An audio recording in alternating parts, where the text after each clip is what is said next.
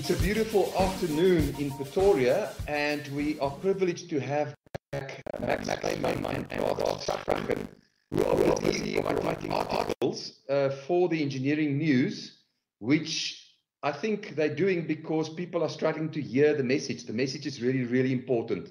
My name is Jean Roux. My co-host, MP Strydon, welcome. Thank you. Hi, John. Good to be with you again. And we're getting on with a few episodes now. So I'd like to remind everyone, those of you who are doing us the honors of listening to our ramblings and to the less rambling, more factual contributions of our guests, to please like and share royally and specifically comment and ask more questions if you don't mind. We always like to hear from our listeners. Then I want to introduce you to Garth and Max Snyman, who have been on a podcast already. MP, why don't you handle that for us?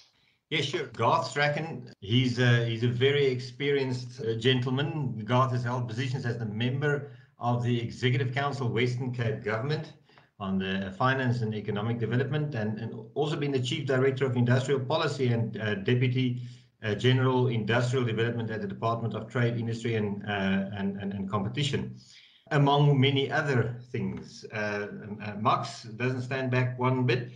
When we talk to our clients about the mining value chain and the supply chain issues that go along with making that value chain work, Max is one of the experts on that topic. He's a passion for strategic value chain within manufacturing, logistics and retail companies, and is regarded as one of the leading supply chain strategists in South Africa. Welcome, Max and Garth, again back to the Mine War podcast. It's great to have you. Thank you. MP, since Mine Warp is a tongue-in-cheek, visionary discussion as well, what else do we know about Garth? You know, when we were looking at the paper that they wrote, one of the things that we're going to be discussing later on is the fact that we need a common language for supply chain to work and to be digitized, which is one of the major outcomes or conclusions of their paper. You can correct me if I'm wrong later on, Max and Garth. But then, Garth, you said, well, you speak many other languages because you've spent some 18 years outside of South Africa. So tell us about those other languages. Well, thank you very much for the privilege of being on the podcast. History caught up with me rather than the other way around. In our complicated South African political and economic history, I found myself in a so-called exile for 18 years. And that's a very long story, but it necessitated that I moved from bilingualism, which was English and a poor command of Afrikaans, to being able to speak African languages, again, probably not fluently, but isiXhosa and isiZulu. And then because I received training in Russia, I came to speak Russian. My history perhaps is too colorful to spend too much time on. As a MC once said when I was speaking at a conference of engineers, that she didn't want to speak about my history because it was too colorful. And so perhaps let me stop there and suggest that at another opportunity, we might get into some of that detail. MP, thanks, I don't agree with Garth. We're going to do a separate podcast on that Russia story since we are busy entering the Russian market. That sounds very interesting. That sounds great. I've spent some time in Russia myself, and I must say that I have huge respect for anyone who can attempt to learn that language. I found it very, very foreign. But speaking of foreign languages, back to you again, John, and maybe you can introduce the topic of our discussion today.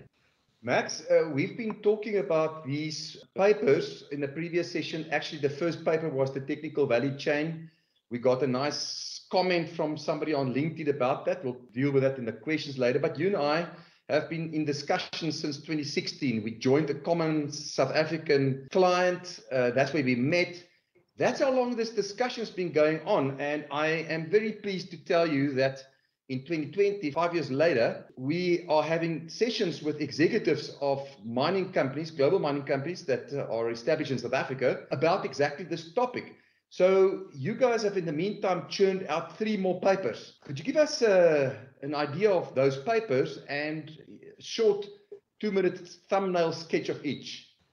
You're putting me under real pressure here with time again, 2 minutes. The reason for the articles is to create awareness and a common understanding of a very difficult to understand topic.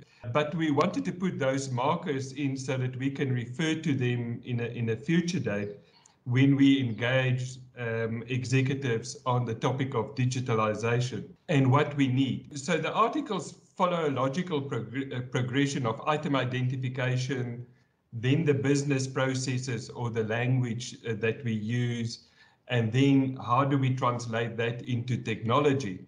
And that is the idea, is to create a common understanding of all the stuff that we will need in future if we want to digitalize the technical value chain. So the second one is the building blocks for the technical value chain. They talk about the different standards, etc. The third one is about partnerships beyond the factory gate. That's a very manufacturing orientated language. And there you talk about the common language that is required. Coming back to Garth's Russian. Some more words about that? So beyond the factory gate is an old concept. As you can remember, when the terms value chain and supply chain was first coined in the early 80s, we were focused inside the 4 walls of the factory. Yeah. But if we want to digitalize basically the extended value chain, then we need to develop a common language so that we can describe all of these business processes. Processes within a mine that translate to the manufacturing of a piece of equipment thousands of miles away. So how do we communicate that to each other? And before we can digitalize that in a process, then we need to form a common understanding. I think it was 2018 when you and I presented those papers at the SIME conference, where we started to say, but all of these language that we use, like SCORE, basically CPFR, APQC, but even in mining, the Open Group developed a mining model, which is language. This language exists, but when we started to engage our colleagues in the mines and the technical supply industry, the language was absent. It was not the same language that we use in automotive, in pharmaceutical, or especially in the fast-moving consumer goods industry.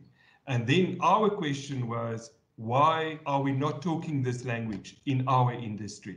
Max, the thing about these languages, the ones that you've rambled off now, they are not quite new. So there's probably not a good enough excuse about, no, it's new, we don't have the skills, etc. Some of them date back to the 80s or even earlier. Yes, that for us is very old.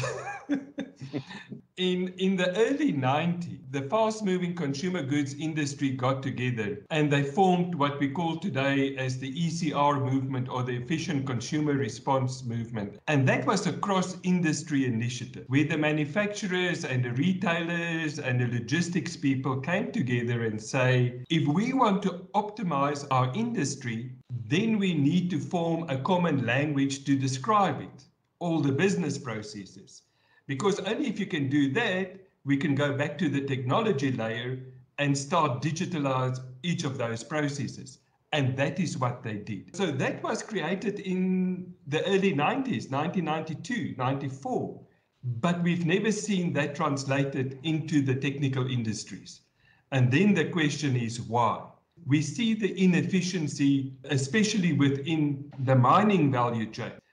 When I've said it first, we bumped a lot of heads in 2018. Now it seemed to be a common understanding that we need to up our game if we want to survive as a mining fraternity. But then the question is, how do we do it? And the model is there. So please, audience, go and read those papers. They are fantastically written. Very short, very sweet, to the point. Garth and Max, I have pulled out 7 themes out of these 4 papers. I'm going to introduce each of them, and then you can comment on this theme. The first one is that what we are doing now, and in the paper you're referring to the fact that we are spending millions upon millions with PDFs, Excels, emails, and free text entries into ERP systems. And this is destroying value. I think it will be a shocker for many companies, especially in the mining industry. If we go back to those board presentations, the technologies that the mines procured at the time, if we look at why they were procured, what value they would add, and all of that. If we look after they've been implemented and look at what real value they are delivering, then we find almost none. And the reason for that is the simplest of the building blocks, the master data that these systems will need are not defined properly, which then breaks down your big ERP systems. And I think your own system in MineRP starts to suffer because as soon as you deliver a plan, the plan is decrepit immediately because there's no explosives. So your whole mining plan now suffers. Unless we start getting all of that right, then none of our systems that we buy will actually deliver a value. And that is what we see at the moment, you know. And for me, the point I summarized was what we are doing now is destroying value for SA citizens. Yeah, no, I mean, I think the overriding themes of the 4 articles and central to the 5th article in Engineering News is the fact that successful industrializers have ensured that there are partnerships between the public sector, government, and the private sector. And our industrial policy in South Africa, with a few exceptions, and the biggest exception is the automotive sector, has performed really poorly. And in fact, South Africa's deindustrialization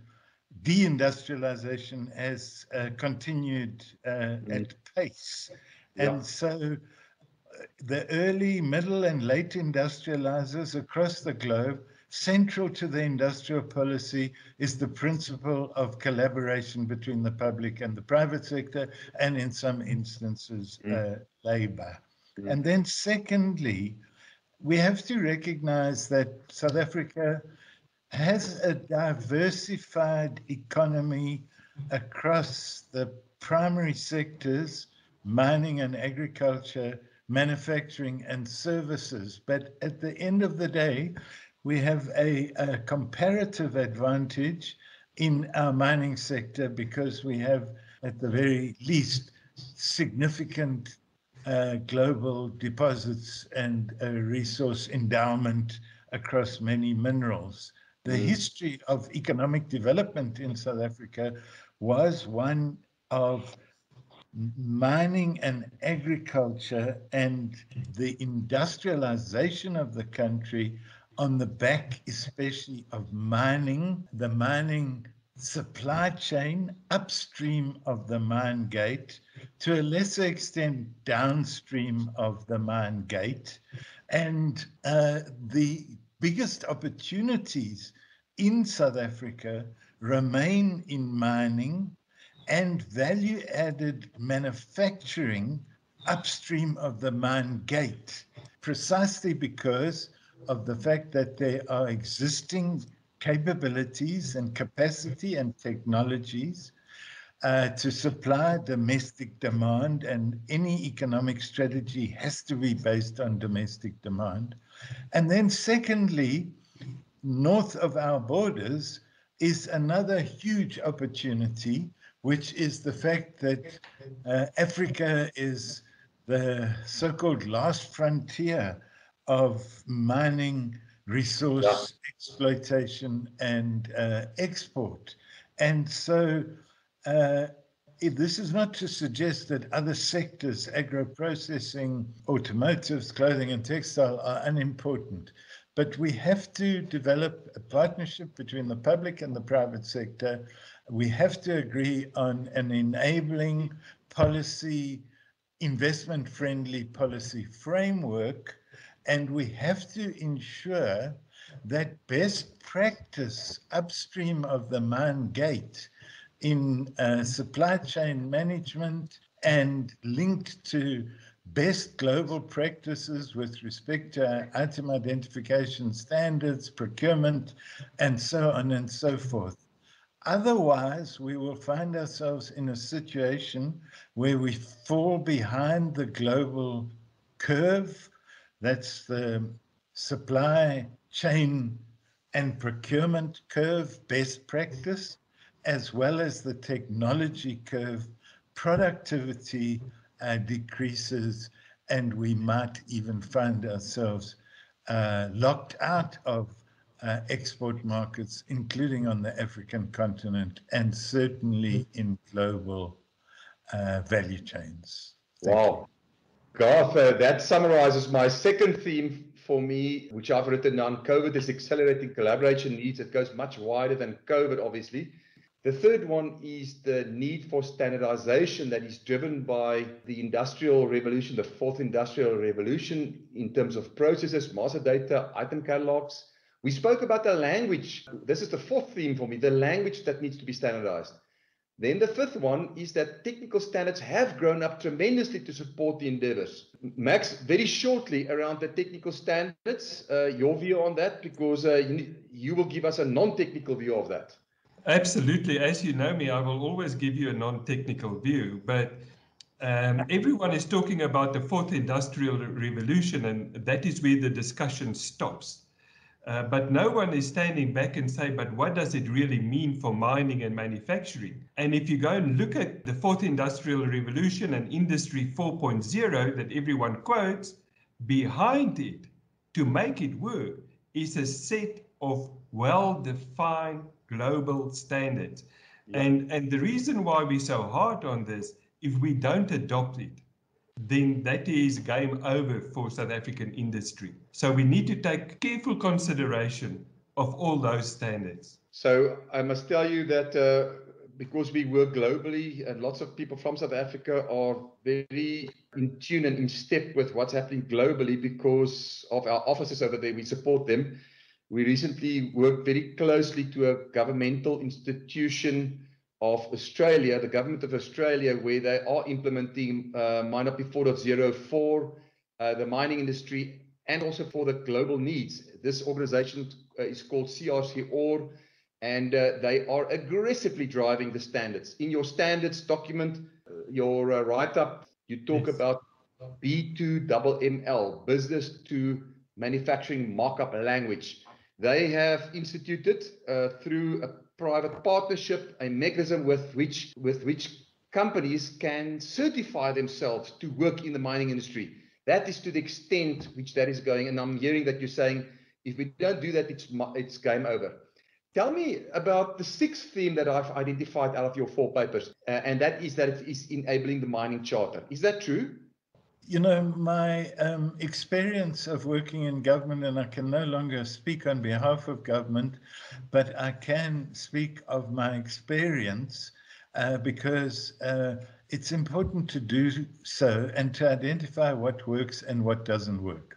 What doesn't work is when government bureaucrats sit behind a computer and develop regulations which are then imposed upon the private sector without consultation with the private sector. And my personal view is that the 60% localization requirement contained in Mining Charter 3 needs to be revisited. Of course, this matter is now before the legal process and is in court.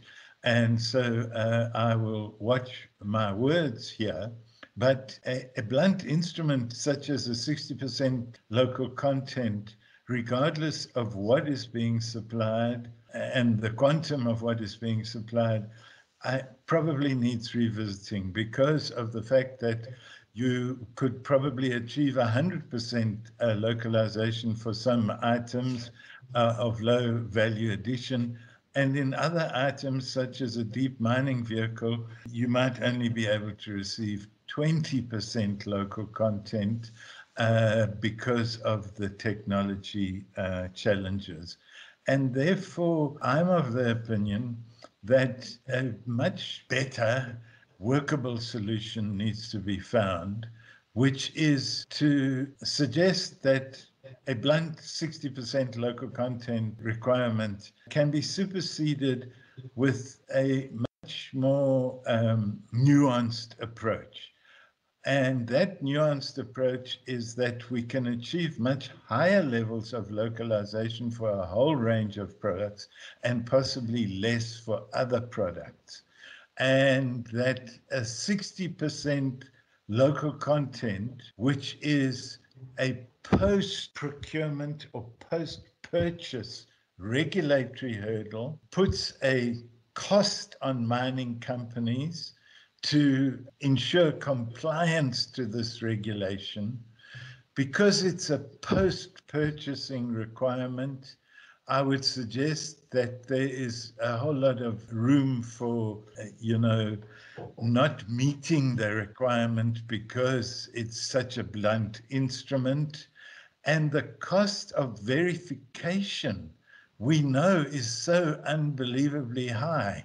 And if you place such a high regulatory and cost burden on the private sector, our experience of localization is that it generally fails and in many cases opens or may open the door to malfeasance. So the digitalization of the value chain, which Max has been speaking, creates a technical platform which allows real-time purchasing, clear sight of what is being purchased to the required technical specifications and standards, and to meet a collaborative commitment between the public and the private sector to secure localization, not as a blunt instrument, but as a set of reciprocal conditionalities, which says the public sector will come to the table, as it does in the automotive sector, where government spends somewhere in the region of 8 billion rand a year to support that sector. Government will come to the table to ensure that those companies which are supplying mines with, especially with high value added manufacturing products, government will bring a range of other policy measures to the table: tax incentives, export credit support, discounted financing and working capital arrangements, so that our industrial strategy is based on identifying champion South African companies who benefit from a localization initiative and can be supported to raise their game in terms of productivity, technology, price, on-time delivery, and exports. And that lies at the heart of successful industrialization efforts the world over. If we simply have a localization effort, which is a blunt instrument, we may end up what's referred to in the literature as feather bedding. In other words, companies in South Africa are guaranteed demand from South African mining companies, regardless of the quality of the product, the technology, its physical characteristics in terms of durability, price over the life cycle of that product, and so on and so forth. And a sure route to industrial failure is to featherbed companies and, ensure that they are a guaranteed demand regardless of their meeting reciprocal conditionality for that demand. The biggest procurement, public sector procurement in the world, these procurement programs, whether it's the Buy America Acts or Boeing or Airbus, their supply chains encompass supplier development and strong reciprocal conditionalities with technology, price, quality, and capability at the center of that reciprocal partnership between the procuring entity and the suppliers. And so, with the greatest of respect, government has got it wrong, and we've got to reinstate the notion of a collaborative industrial partnership in the mining sector, and the digitalization of the mining value chain creates the platform for that to be done. Wow, Garth, that was like a real old good wine. Sure, I'm going to re-listen that part. The seventh theme, and let's end off with that. Max, you played around a bit with a dream, and you sketched a dream for us in the fourth paper around how could it be. Take us through that. Well, Jean, to connect to what Garth just said, in the end, we need to build a globally competitive supply industry in South Africa. If we can't do that, then mining costs will rise. That will jeopardize the whole effort of mining in South Africa. And we won't be able to create jobs because we are going to specialize in commodity export. Whilst we've got a lot of engineering capability that can be competitive with everyone in the world, but then we need to start to work with each other on a globally competitive basis. That is the vision that we need to create. And we should not take any prisoners on this topic. It starts with the mines specifying what kind of supply industry do they want.